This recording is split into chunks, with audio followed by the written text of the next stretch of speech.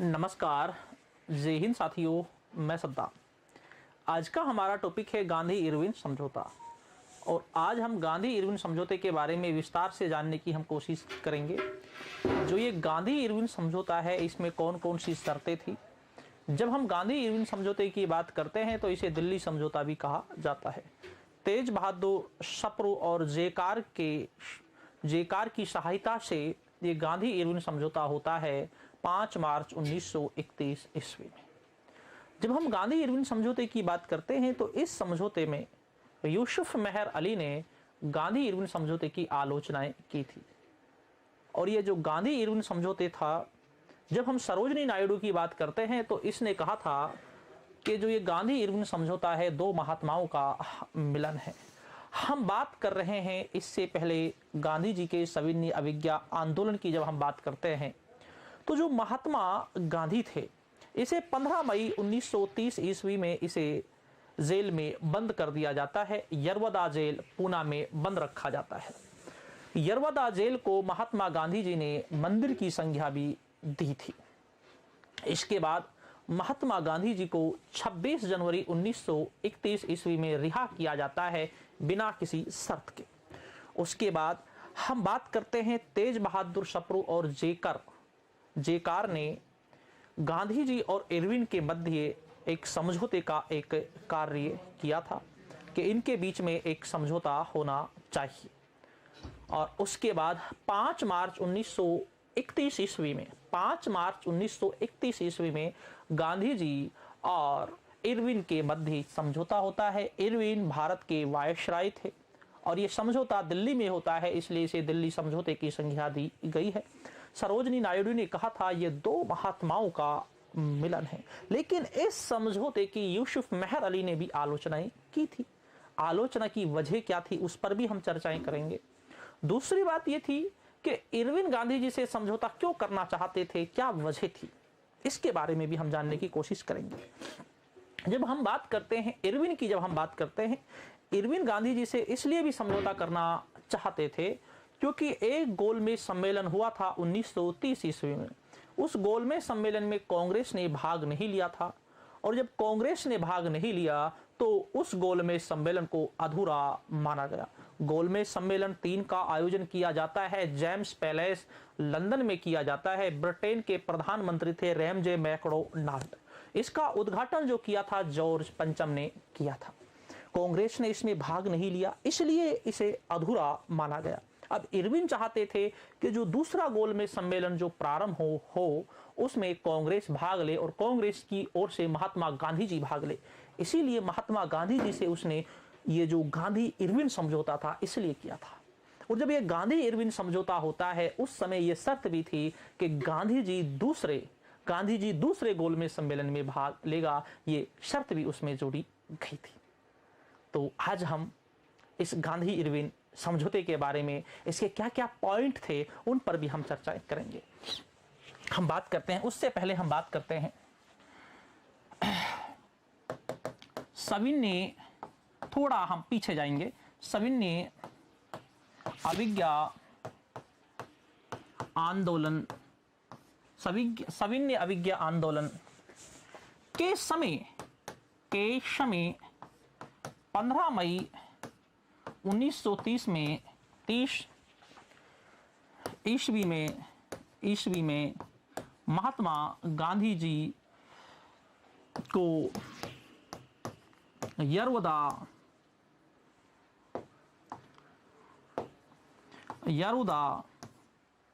Jail Poona में बंद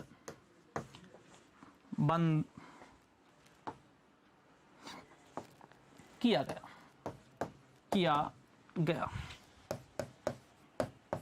अब यहां पर एक प्रश्न यह है, इसी यरवदा जेल को महात्मा गांधी जी ने किसकी संज्ञा दी है? मंदिर की संज्ञा दी। मंदिर की संज्ञा किसकी संज्ञा दी? मंदिर की संज्ञा दी। ठीक है। इसके बाद हम बात करते हैं 26 जनवरी 1931 ईस्वी में 26 जनवरी 1931 ईस्वी में गांधी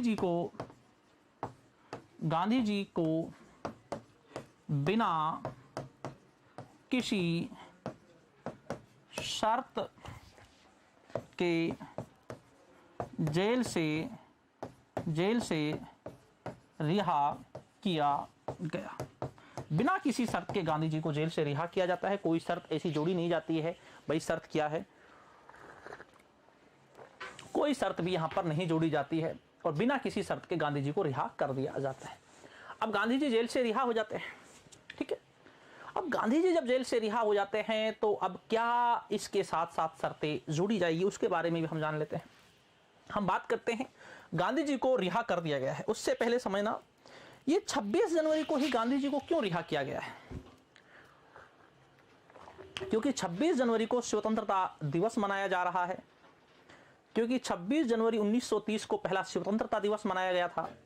अब 26 जनवरी 1931 को दूसरा स्वतंत्रता दिवस मनाया जाएगा और इसीलिए इसे रिहा किया गया है कि अब जो भारतीय जो लोग हैं तो उनके प्रति, उनके दिलों में भी अंग्रेजों के प्रति अर्थात जो लॉर्ड इरविन है उसके प्रति थोड़ी हमदर्दी पैदा हो जाए कि इसको रिहा किया गया है, ठीक है। अब इसे रिहा कर दिया जाता है। इसके बाद जो स्वतंत्रता संग्राम है उसमें भी गांधी जी भाग लेगा। लेकिन हम बात करते हैं अंदरूनी रूप से लॉर्ड इरविन ये चाहते हैं कि अब हमारा समझौता हो। अंदरूनी रूप से ये चाहते हैं कि अब हमारा समझौता हो। उसके बाद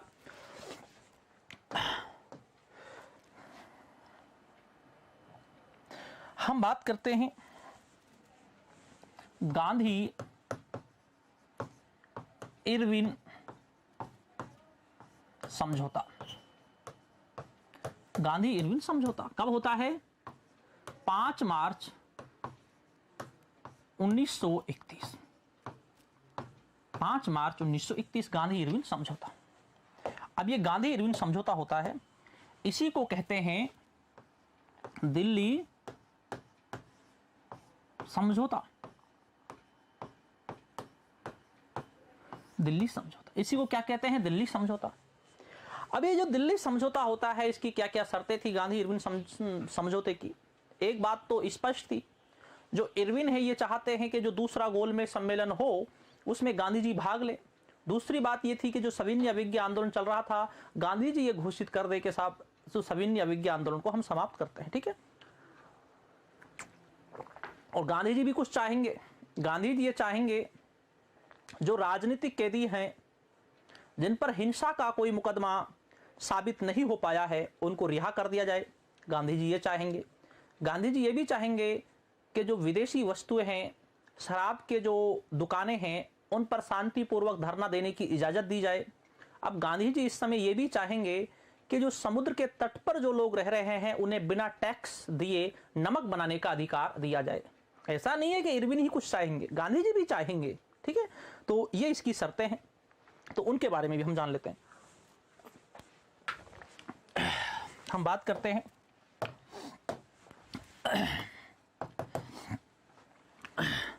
तेज बहादुर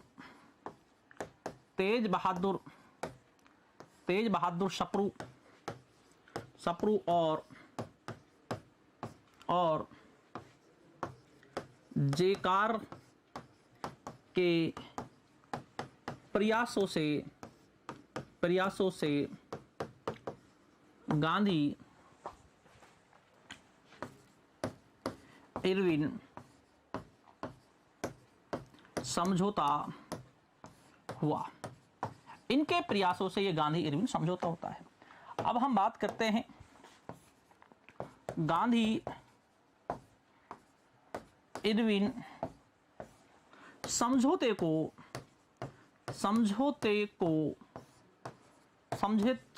को सरोजनी नायडू ने दो महात्माओं का मिलन कहा है। दो महात्माओं का जो मिलन कहा है वो सरोजनी नायडू ने कहा है। आजकल जो ऐसे पॉइंट है, ऐसे पॉइंट आजकल बहुत ज्यादा उठाए जा रहे हैं कि दो महात्माओं का मिलन किसने कहा था और कौन से समझौते को कहा था। ऐसे पॉइंट आजकल बहुत ज्यादा परीक्षाओं में पूछे जा रहे हैं। ठीक है, हम बात करते हैं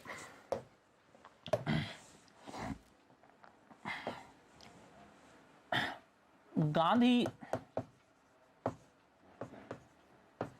इरविन समझौते की शर्तें। क्या शर्त है भाई गांधी इरविन समझौते की? इन शर्त के बारे में हम जान लेते हैं क्या क्या इसकी शर्त है। ठीक है, नंबर 1 है महात्मा गांधी सविनय अवज्ञा आंदोलन को समाप्त कर देंगे। जो महात्मा गांधी जी है वो किसको समाप्त कर देंगे भाई? जो सविनय अवज्ञा आंदोलन। अब एक बात ये भी है, जो सविनय अवज्ञा आंदोलन जो 5 मार्च को जो प्रारंभ होता है,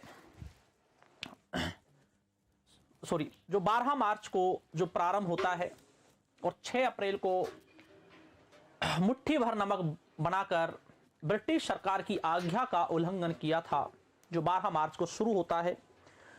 और जो ये सविनय अवज्ञा आंदोलन है जो ये समाप्त होता है, ये 5 मार्च को होता है, जब गांधी और इरविन के मध्य समझौता होगा। ये भी बड़ा महत्वपूर्ण पॉइंट है यहाँ पर। इसी के तहत ये तय किया गया है कि इसको समाप्त किया जाए। ठीक है, नंबर दूसरा पॉइंट है हम बात करते हैं महात्मा गांधी द्वितीय गोलमेज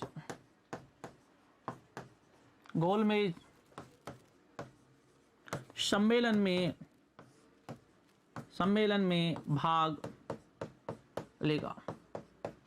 अब यहां पर कह दिया गया है जो महात्मा गांधी जी है वो द्वितीय गोलमेज सम्मेलन में भाग लेगा। कितने गोलमेज सम्मेलन होते हैं? 3 होते हैं, और कांग्रेस ने केवल दूसरे में भाग लिया है, बाकी में भाग नहीं लिया। ठीक है, इसके बाद अगला पॉइंट है जिन राजनीतिक कैदियों पर हिंसा का आरोप नहीं है, उन्हें रिहा किया जाए। भाई जिन पर हिंसा का आरोप नहीं है उनको रिहा कर दिया जाए। ठीक है ना। अगला पॉइंट है भाई जिन राजनीतिक कैदियों पर हिंसा का आरोप नहीं है उनको रिहा किया जाए। ठीक है ना। अगला है विदेशी वस्तुओं और शराब की दुकानों पर शांति पूर्वक धरना दे सकते हैं। भाई शांतिपूर्वक धरना दे सकते हैं। जो विदेशी सामान है इसका भी विरोध कर सकते हैं शांतिपूर्वक, और जो विदेशी के साथ साथ जो शराब की जो दुकान है इन पर धरना दे सकते हैं, और विदेशी सामान का भी वो कर सकते हैं। ठीक है ना। अगला है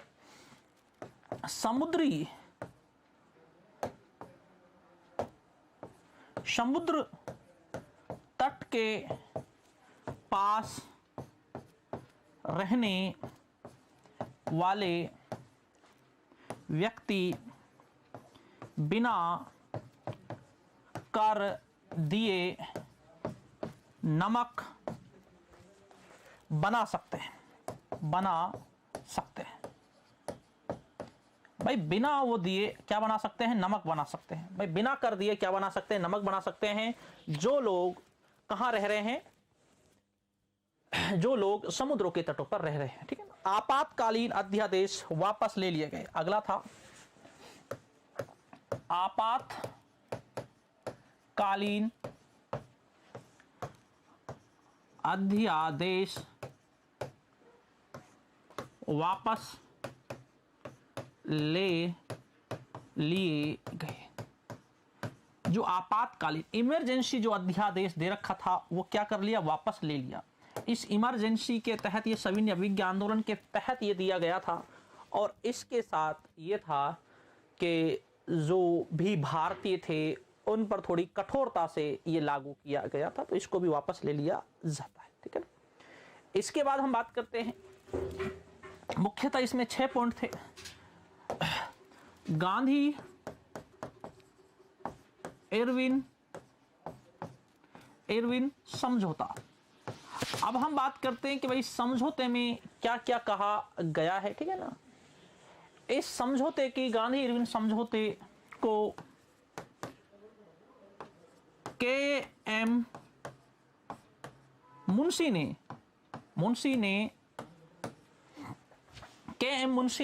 युग परिवर्तन की संज्ञा दी। किसकी संज्ञा दी? युग परिवर्तन की। ये बड़ा महत्वपूर्ण पॉइंट है। ये भी के.एम. मुंशी ने इसे युग परिवर्तन की संज्ञा दी। ठीक है। और यूसुफ मेहर अली ने तो इसका विरोध ही किया था। गांधी इरविन समझौते का प्रारूप हर्बर्ट इमर्सन ने तैयार किया था। हर्बर्ट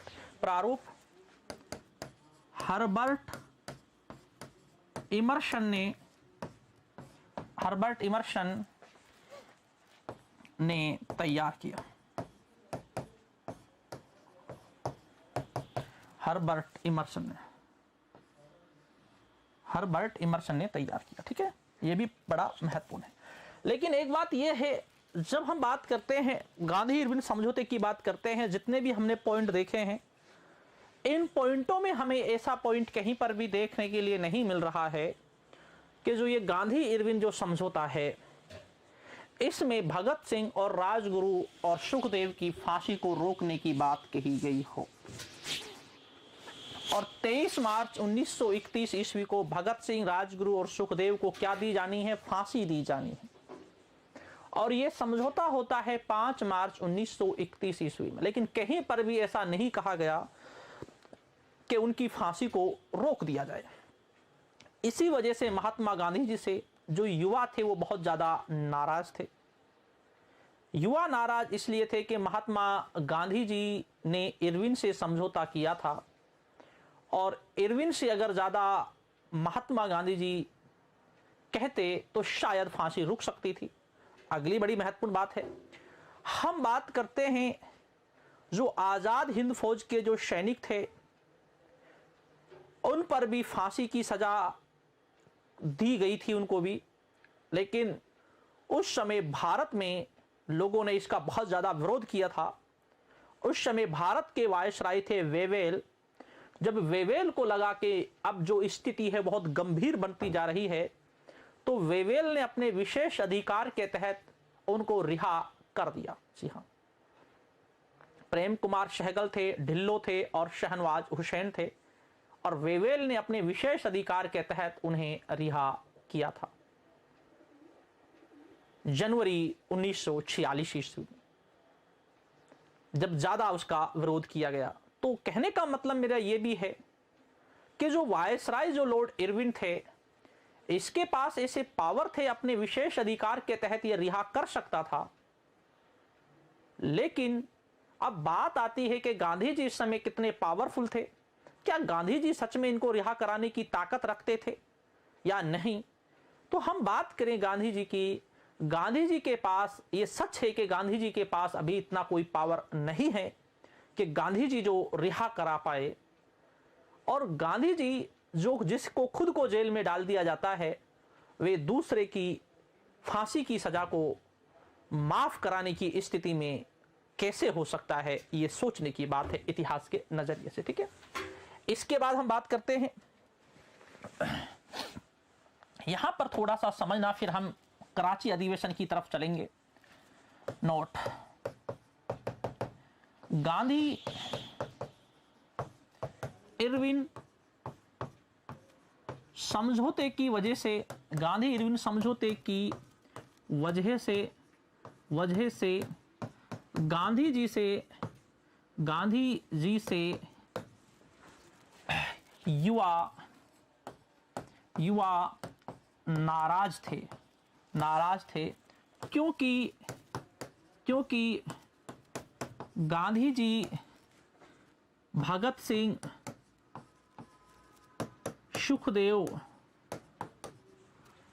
सुखदेव और राजगुरु की फांसी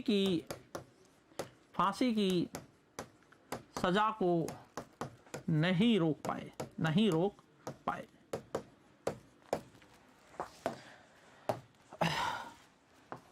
1930 ईस्वी में पहली बार कांग्रेस का कोई अधिवेशन नहीं हुआ। 1930 में पहली बार ऐसा हुआ है कि कांग्रेस का कोई अधिवेशन नहीं हुआ हो, यह पहली बार इतिहास में हुआ है। क्योंकि 1930 ईस्वी में कांग्रेस के जो बड़े बड़े नेताएं थे वो भी जेलों में थे, और 1930 ईस्वी में कांग्रेस को भंग कर दिया गया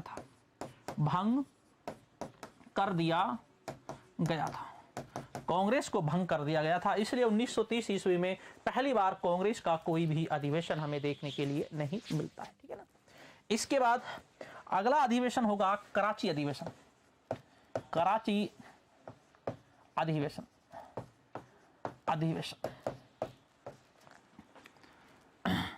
मार्च 1931। कांग्रेस का अधिवेशन हमेशा दिसंबर माह में होता आया है, लेकिन पहली बार इसका अधिवेशन मार्च में भी होता है। 1885 से लेकर 1929 ईस्वी तक कांग्रेस का जो अधिवेशन है हमेशा दिसंबर में होता आया है, और 1930 ईस्वी में कांग्रेस का कोई अधिवेशन नहीं हुआ था, और 1931 में जो कांग्रेस का अधिवेशन है वो कब होता है? मार्च में। अब हम बात करते हैं इसके जो अध्यक्ष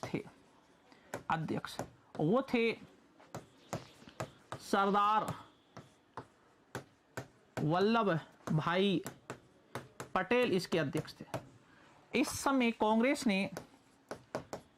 ने मौलिक अधिकार स्वीकार किए। ये प्रश्न जो है बड़ा महत्वपूर्ण है। कांग्रेस ने इसी समय मौलिक अधिकार स्वीकार किए थे, लेकिन जब हम मौलिक अधिकारों की बात करते हैं जिनकी संख्या 19 थी, तो ये मौलिक अधिकार जो दिए जाते हैं ये नेहरू रिपोर्ट में दिए जाते हैं, और ये 1928 में मौलिक अधिकारों की मांग सर्वप्रथम मोतीलाल नेहरू रिपोर्ट में अगस्त 1928 में की गई थी। लेकिन इन मौलिक अधिकारों को जो कांग्रेस ने स्वीकार किया है वो 1931 में स्वीकार किया है, कराची अधिवेशन। ठीक है ना। इसके बाद यहां पर हम बात करते हैं नोट। कराची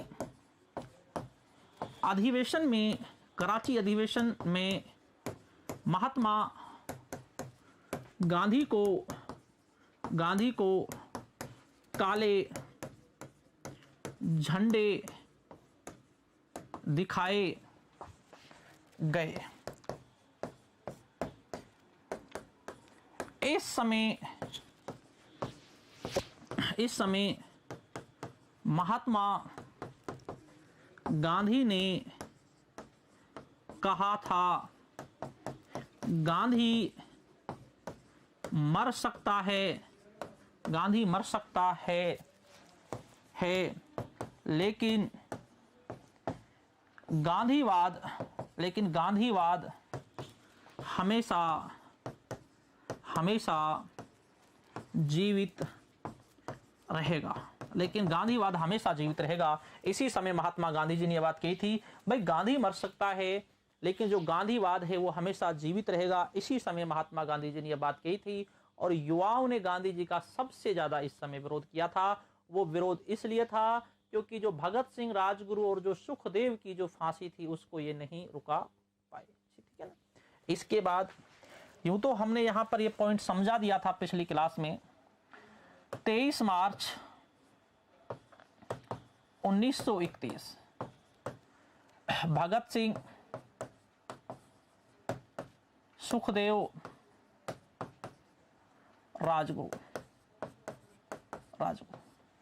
इनको फांसी दी जाती है। इस समय इनका वकील था आसफ अली,